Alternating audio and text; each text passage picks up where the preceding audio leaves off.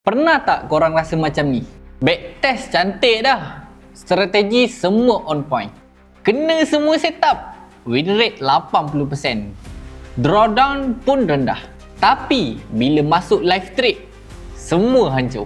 Entry jadi ragu-ragu, asyik kena SL je entry, profit jadi floating, floating jadi rugi. Apa sebenarnya yang berlaku? Adakah market tipu kita? Atau sebenarnya kita yang tertipu dengan ilusi backtest kita sendiri? Hai guys, selamat datang ke Student Academy dan nama saya Syam. Hari ni kita nak bincangkan topik yang sangat penting. Korang pernah tertanya tak?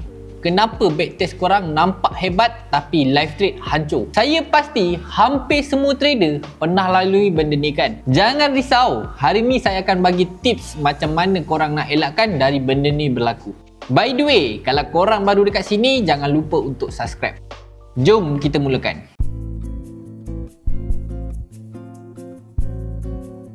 Backtest, satu perkataan keramat dalam dunia trading. Kalau result cantik, kita akan rasa puas. Kita rasa strategi kita dah cukup power, dah cukup valid. Tapi, backtest hanyalah ujian dalam bilik gelap. Tak ada emosi, tak ada tekanan real time, dan tiada duit sebenar yang tergantung nasibnya. Dalam backtest ni, kita tahu apa yang dah jadi. Kita dah tahu market nak ke mana. Kita hanyalah ikut balik jejak yang telah menjadi sejarah. Kita skip market chop. Kita hanya pilih fasa yang trailing. Kita saring chart yang sesuai dengan teknik kita. Dan kita mula percaya. Yes, ini strategi yang akan buat aku jadi kawan.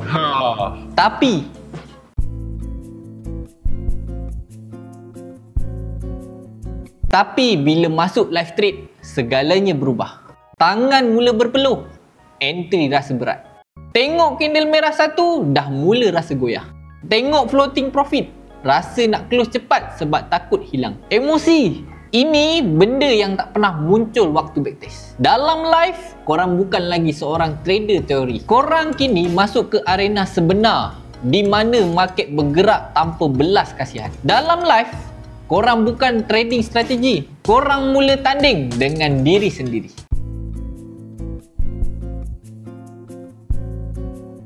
Ada 5 perangkap utama dalam backtest yang menyebabkan ramai trader kecewa waktu live trade. Pertama, confirmation bias. Korang hanya ambil setup yang menjadi. Yang tak jadi, korang akan skip. Korang tak sedar, korang sedang reka cerita dongeng untuk puaskan hati. Kedua, korang dah tahu ending cerita.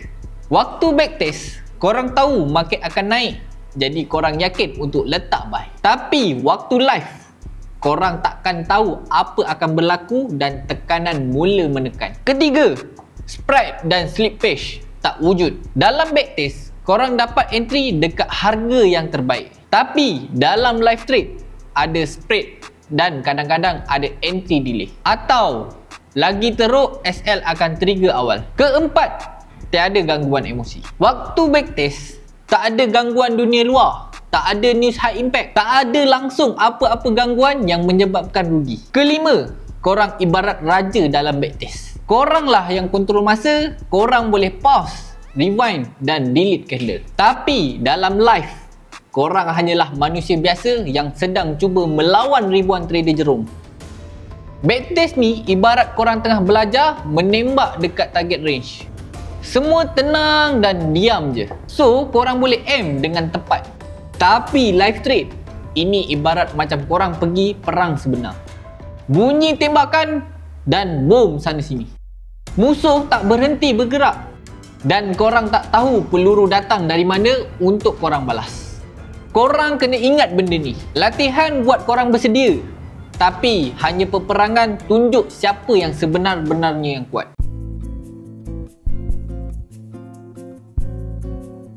Jadi, apa solusinya? Adakah backtest ni tak berguna sebenarnya? Tak. Backtest tetap penting dan korang memang kena praktis. Tapi korang kena test bukan setakat teknik je, tapi juga diri korang sendiri. Langkah pertama, guna forward test. Trade demo account tapi dengan SOP sebenar. Latih disiplin, uji emosi korang. Langkah kedua, guna replay mode. Di trading view, guna bar replay. Dengan cara ini barulah realistik sikit. Sebab korang tak nampak masa depan candle tersebut. Langkah keempat, tulis jurnal emosi. Setiap kali entry, catat perasaan korang. Bila korang goyang, bila korang yakin. Itu semua data yang sangat berharga. Langkah kelima, treat life seperti backtest. Follow rule yang korang dah setkan semasa backtest dan jangan adjust suka-suka. Anggap setiap entry itu seperti satu eksperimen dan eksperimen mesti kena ada SOP. Kesimpulannya, bukan market yang tipu kita dan bukan backtest yang salah. Tapi kita yang terlalu percaya kepada angka atas kertas. Dan kita selalu lupa market sebenar tak pernah sama dengan carta sejarah.